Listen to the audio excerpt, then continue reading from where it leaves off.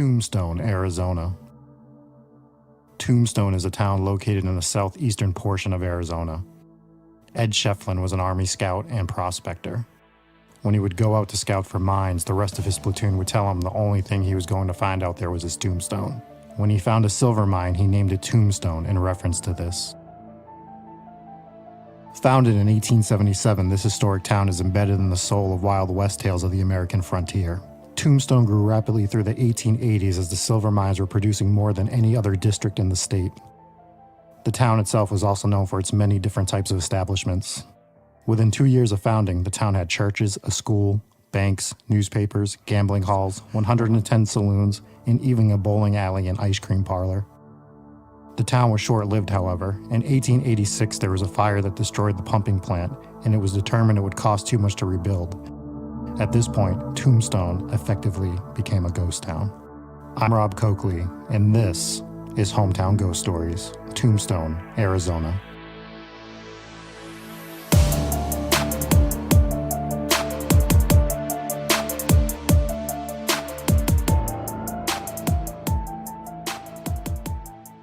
The gunfight at the OK Corral. One of the most infamous gunfights in Wild West history, the gunfight at the OK Corral took place on October 26, 1881, between members of the Earp family, including Wyatt, Morgan, and Virgil, with Doc Holliday also on their side against Billy Claiborne, Ike and Billy Clanton, along with Tom and Frank McClary in regards to a long-standing feud. Although called the gunfight at the OK Corral, it actually took place on a vacant lot about 6 doors down. Billy Clanton and the 2 McClary brothers were killed in the conflict, while the Earps and Doc Holliday only sustained a few injuries, non-life-threatening. There was also another less-known gunfight at the OK Corral between Justice Jim Burnett and William Green. Justice Jim Burnett needed the local dam blown for a construction project he was working on. Unable to get the proper clearance, he circumvented the law and hired someone to do it. What he didn't anticipate was William Green's daughter and her friend were swimming in a local pond after, and it had enlarged it, causing both girls to drown. Green offered a $1,000 reward for any info on who had the dam blown. After getting a tip that Burnett caused it, Green found Burnett at the OK Corral and shot him with a revolver 3 times. Justice Jim's ghost has also been seen lurking within the corral. Guests have made reports of seeing a balding old man with a peppered beard who disappears upon approach. The Buford Bed and Breakfast. The Buford residence is considered one of the most haunted places in Tombstone. The house was built by George Buford in 1880. In the year 1888, George had 3 children die from an illness. There is also the tale of George Davies. George spent his life in love with a woman named Cleo Edmonds. One night, he finally gathered the courage to propose to her in front of family and friends. Taken aback, Cleo rejected his proposal and left with another man. George followed them, and in front of the Buford residence, he shot and wounded her, then turned the gun on himself, taking his own life. As for George, it's said his spirit now roams the halls and rooms of the Buford House. The Boot Hill Graveyard. The Boot Hill Graveyard was named after those that were buried with their boots on. Although this isn't the only cemetery in Tombstone, it is definitely the most famous, as well as the most haunted. There aren't many people still buried here. When Tombstone City Cemetery was created in 1884, many of the dead with loved ones exhumed their bodies and moved them there, leaving the Boot Hill Graveyard to be populated by the bodies of dead outlaws. Billy Clanton and Tom and Frank McClary of the OK Corral gunfight are buried here, and many believe they have seen their spirits roaming the grounds. China Mary. Sing Choi, otherwise known as Mary, was a businesswoman way ahead of her time. She operated Tombstone's general store as well as its opium dens. She also supplied hops to Tombstone's ladies of the night and helped people find work in town. People believe they have seen her spirit wandering the graveyard, possibly to see if anyone still needs her assistance. The Whispering Unmarked Grave. A journalist once approached an unmarked grave at the cemetery. When he stepped up to the grave, he thought he heard a quiet child-sounding like voice say, "It was nice of you to do that." Taken aback, he stepped away. But something drew him back to the grave. As he approached it again, he once again heard the voice, and it said to him, "You came back. You must like playing with me." The journalist paused in fear. Seconds later, he heard the voice again, and it began to laugh. Terrified, the journalist left the graveyard, never to return. The Birdcage Theater. The Birdcage Theater opened its doors in Tombstone on December 26, 1881. The owners were looking for a higher-class theater, but soon had to change what type of entertainment they provided to appeal to the economics of the mining town. The longest poker game in history was played in the basement of the Birdcage Theater. The game played 24/7 from 1881 to 1889. It's estimated that roughly $10 million was exchanged during the 8-year run. The murder of Marguerite at the hands of Gold Dollar. Marguerite was one of the most popular women of the Birdcage Theater brothel. She caught the eye of a man named Billy Milgreen in 1882 while working. Milgreen had been a regular visitor at a different brothel called the Crystal Palace, where he would always be seen with one of their most popular performers, Little Gertie, the Gold Dollar. Some believe they were even living together and had more than just a paid arrangement. Gold Dollar's temper was well known throughout town. Despite this, Marguerite was steadfast in saying she wasn't afraid. She should have been. One night, Gold Dollar went into the birdcage with Billy. Marguerite took this opportunity to sit in Billy's lap with Gold Dollar right there. Feeling disrespected, Gold Dollar grabbed a clump of Marguerite's hair, reached into her garter, and grabbed a double-edged stiletto, and continuously hacked at Marguerite's heart. After the vicious and bloody assault that left Marguerite dead, Gold Dollar fled. The law eventually caught up to Gold Dollar. However, they were unable to find the murder weapon. Without the weapon, Gold Dollar was let free. 100 years later, the stiletto was discovered behind the theater and is now on display there. Now the ghost of Marguerite can be found within the Birdcage Theater. She's been seen on stage, with minimal clothing, waiting for a full audience that will seemingly never show up again.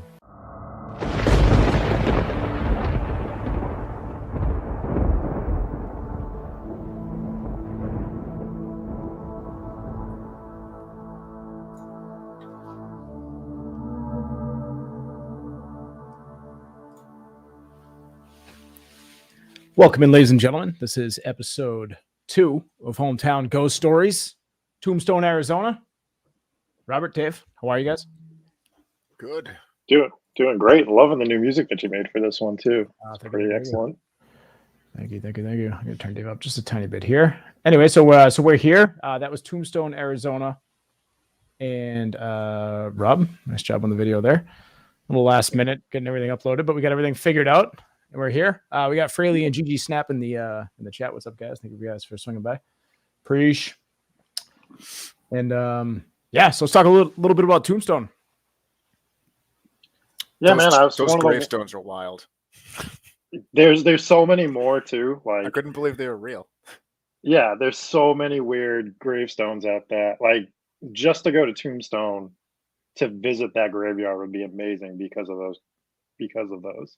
Like, there's so many. I didn't want to throw too many in to make it, too crazy, but like, yeah, they have a lot of ones like that about like guys that were hung and all kinds of weird little tidbits on their gravestones like that.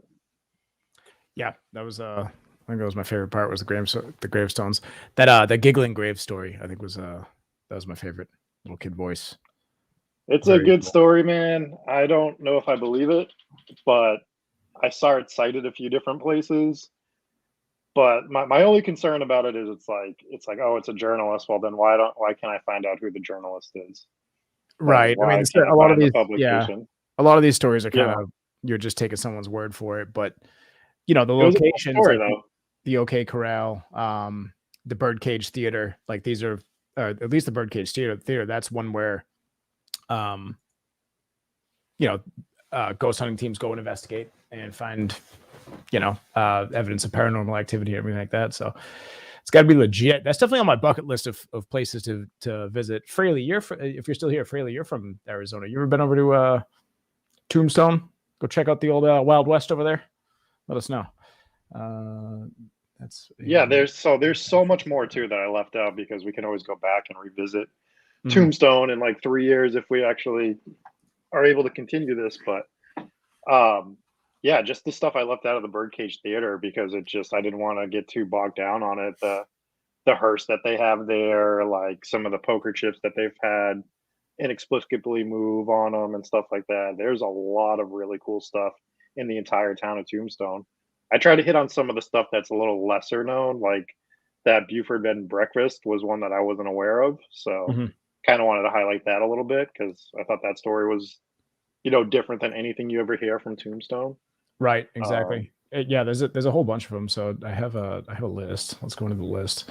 There was the Crystal Palace Saloon. Did you mention that one in the video? Well, it gets mentioned briefly because that's actually where Gertie was a prostitute herself. So that was her actual establishment.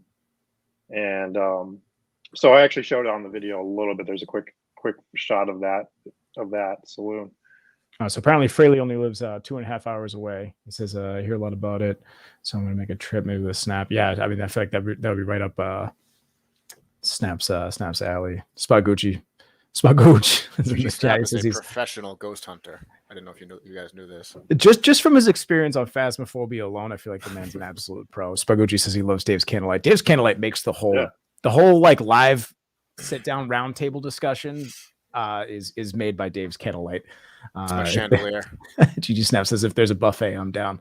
I bet there is. I was looking into a little bit into it, and it looks like they do what do you call it? They do like reenactments every day at the OK Corral with the shootout between Wyatt Earp and everything like that. So that's something I'd love to check out. Super cool. So the Crystal Palace Saloon. Let me share my screen here, and we'll kind of go over some of this stuff. So this one you can't really see anything, but located on Allen Street, it's said to be one of the most haunted buildings in Tombstone. Even if you don't even find any ghosts, you're sure to have some great food. There are many stories about who's haunting Crystal Palace. Some even say it's haunted by Virgil Earp. Wyatt, is that Wyatt's? It could be Wyatt's brother, right? Yeah. We don't know if we believe that, but it does seem like there's more than a few ghosts here. It's just kind of a corny list. A little too enthusiastic. Virgil actually comes up more than any of the other Earps here. Like, on the street, a lot of people think that it's Virgil that they see more so. Like, you never really hear about like Wyatt being one of the ones that they think they see. It's generally Virgil. Yeah. More so. This comments. I feel like Dave is always ready to fight someone. Resting fuck around and find face. Unapproachable face. Yeah, I might be right about that. There's also the Schieffelin Hall. One of the more I definitely butchered the pronunciation of that one. Schieffelin, so named after the guy who founded the town. Schieffelin. That's definitely more probable than Schieffelin. Anyways, said to be haunted by the ghosts of Tombstone's Pass. Are they based on real events or people? There's this website. Every day I'd be Schieffelin. Yeah. Huh? Nice.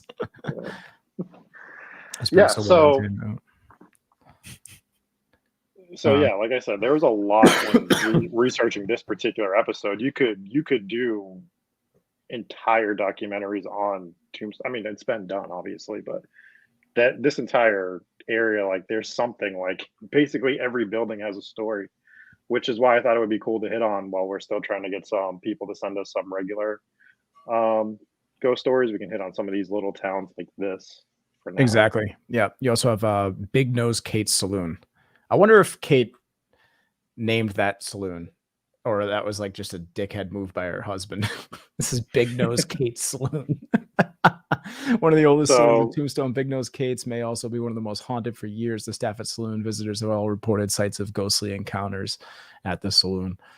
Most people think the ghosts belong to miners who are trying to steal silver from the mines. However, is that possible? Who might be haunting this very haunted saloon? I was looking for more of a reason to why it was named that.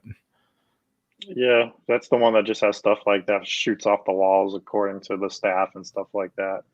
I was gonna add that one. That was like one that was like right on the chopping room floor because there were stories, but there was nothing that like there was no like history behind the actual story. It would just be like, oh, something fell off the wall, or so So Big Nose Kate, I guess she had an affair with Doc Holliday, and she's more likely, if she's haunting anywhere in Tombstone, it's going to be the Crystal Palace Saloon because that's where she actually lived during her affair, leading some to believe that that's where her spirit now stays.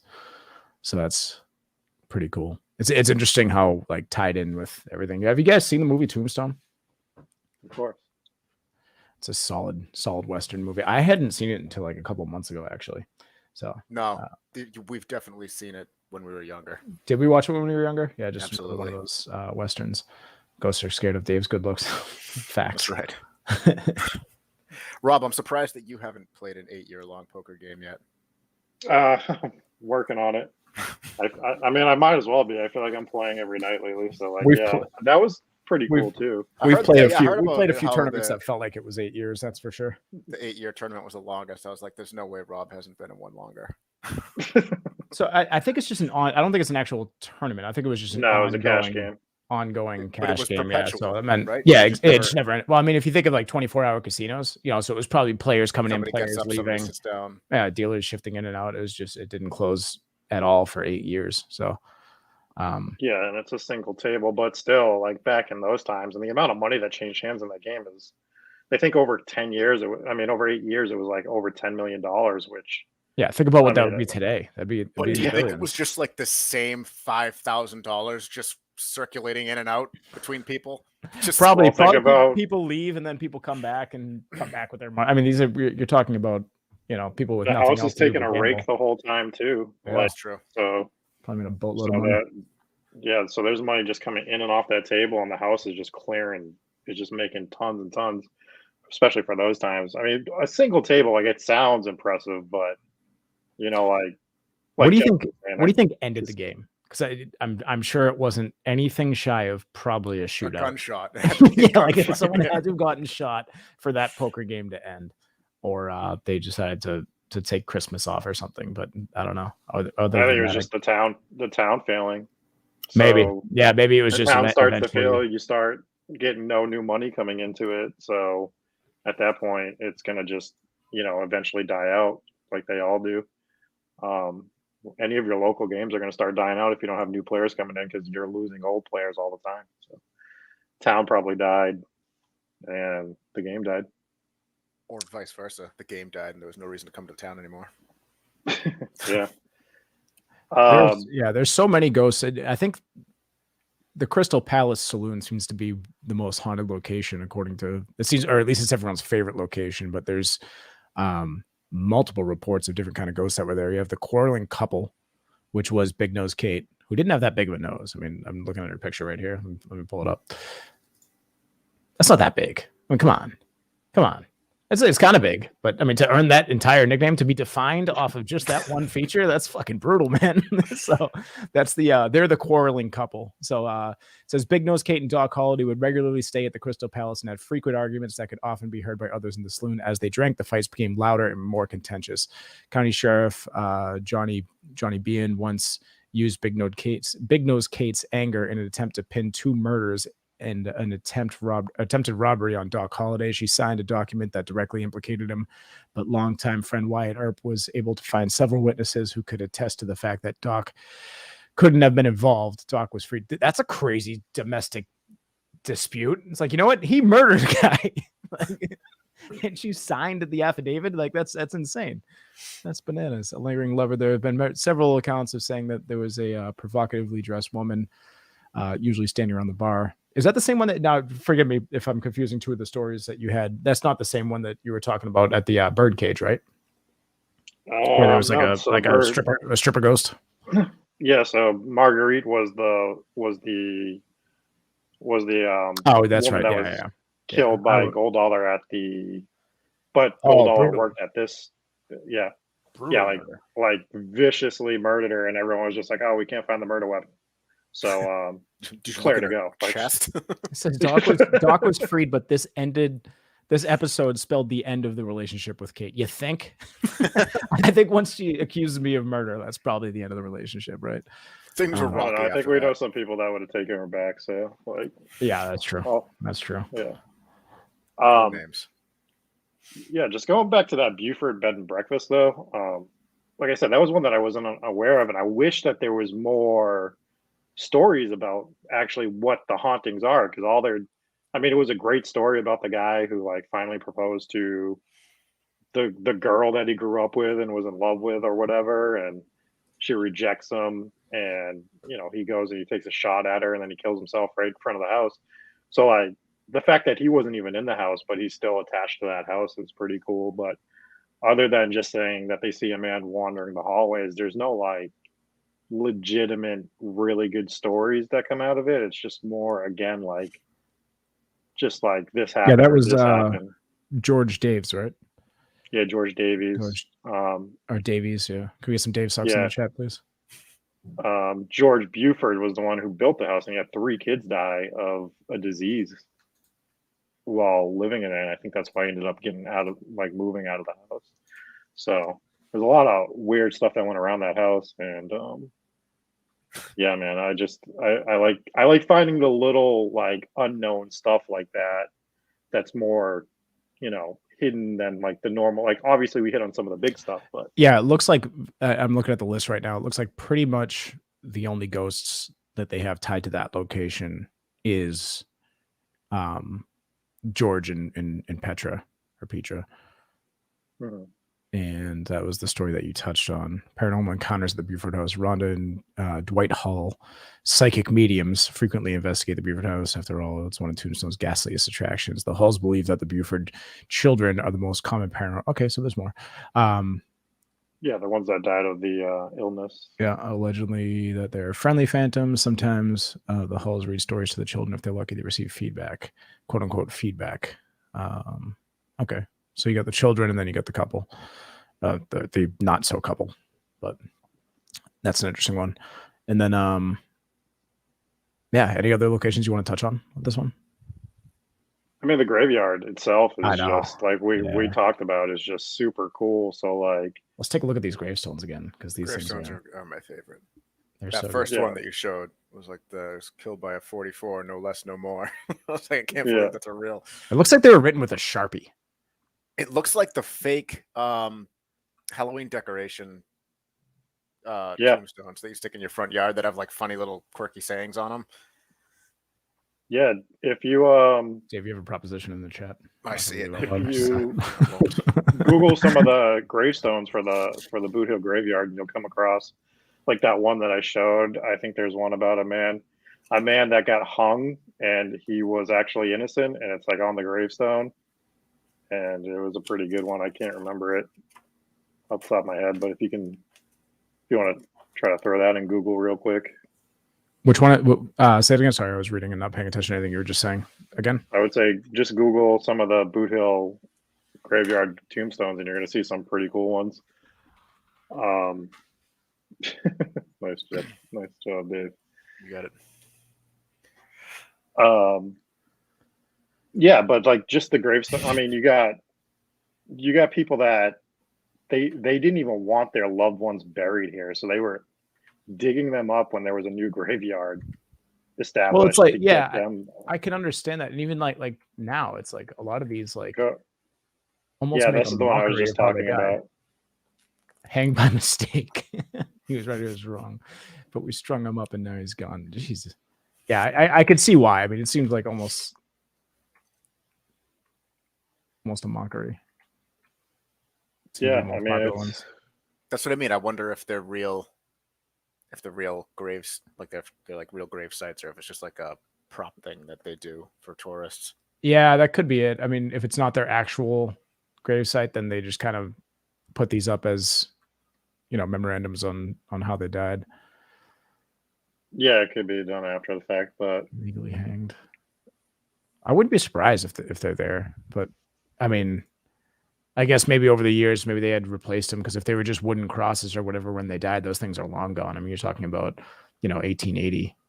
You know, the wood isn't a wooden gravestone's not going to last that long. You see a few of them that are clearly stone that did last, right? But it's most of them, yeah. Clearly, these are recently made, so.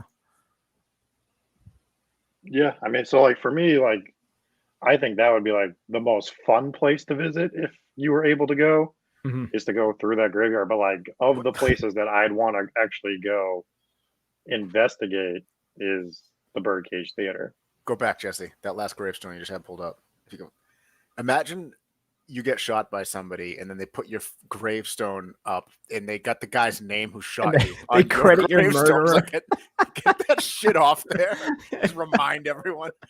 Like, you I took mean, a fat L that day. Yeah, lost in a shootout. This is what you're remembering.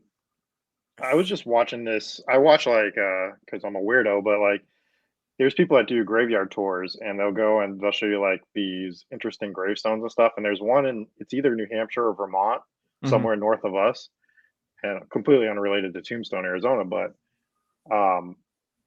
this family's daughter was murdered by her boyfriend, and on the gravestone they put that she was murdered by him, like put a whole like paragraph. It was like, you know, she was murdered by whatever the guy's name was, and like this whole thing. And then I guess after he killed her, he killed himself, and he's buried on the other side of the graveyard. And they got rid of his last name so that people wouldn't know that he was connected to that murder. Yeah, maybe we'll look that up at some point, but you know, I'll dig in and try to find that to show on Twitter or on the Facebook post. But yeah, like they must have been very Cash, thank you for dropping the tier 1 sub, 17 months. Appreciate it, my man. I guess I could thank Dave for that one, really. Yeah. So some of the content that I'm looking at us doing, like after we're establishing getting these cranking out a little bit more, is I do want to go to some of our local graveyards because we have, you know, tons of history around us. Yeah, there's one Kate and I walk around in Burial Hill there sometimes. Check out some of the really old ones because they're pretty cool. Yeah, we do. Sure we are in a location where there's super, super old ones. Like the whole family that used to own the house that I live in now are buried right there. We've talked about that briefly, right across the street from my house. No, you pointed to your attic. So they're buried. Yeah, we keep them right up there. So let's talk. Let's go over the Birdcage Theater, and then I want to go over some of the very exciting episodes that we have coming up on the show. So, fun facts about the Birdcage Theater: 26 people have died in the theater. It was a theater, saloon, brothel, gambling parlor named for the balcony boxes used by the Painted Ladies. Site of the world's longest running poker game. We discussed that, where one woman's heart was chiseled from her chest. That's our story. That's our story. Chiseled from her chest. That's one way to word it, huh? That was the grisliest murder. We discussed that one. That was Margarita. Ghost of Margarita. Yeah, Margarita or Marguerite, because it was, you find it both ways. So I'm not sure. Yep. And then some other ones. Strangulations at the Seance. In the 1980s, William Huntley conducted a seance at the Birdcage Theater. Huntley was a proprietor at the time and hired a prominent psychic medium. She suspected that there was foul play about, likely from the poltergeist. During the seance, one spiteful spirit began to strangle William Huntley.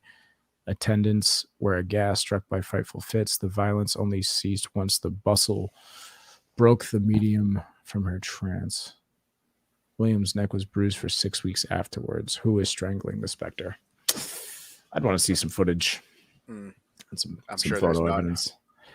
That one makes me think of like certain ghost hunting shows where they clearly are faking some sort of interaction.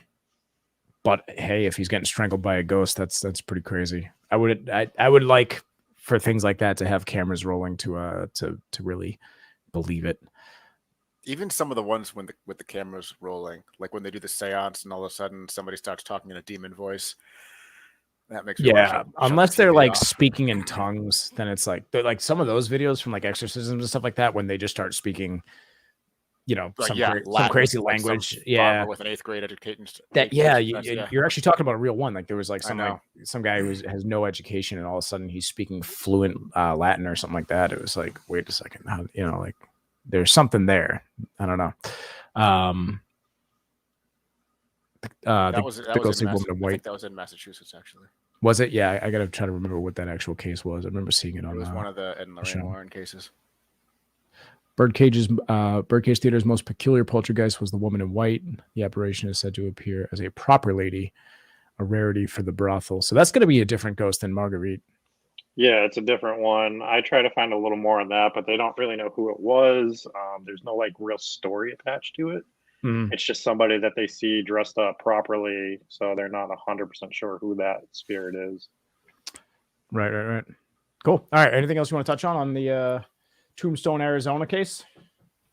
No, I thought that whole Gertie the Gold Dollar case is just fascinating. That like just the murder right in the middle of the place while it's operating, and she gets off scot-free because they can't find the murder weapon, and then supposedly Wild 100 West years shit. yeah, but 100 years later they supposedly find the murder weapon behind the building.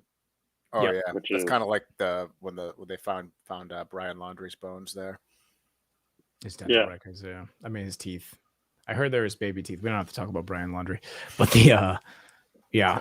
I mean, if the FBI confirms it, then they confirm it. Let's talk about some episodes that we have coming up. So Tuesday is going to be the plan here, where every Tuesday we're going to go live with a brand new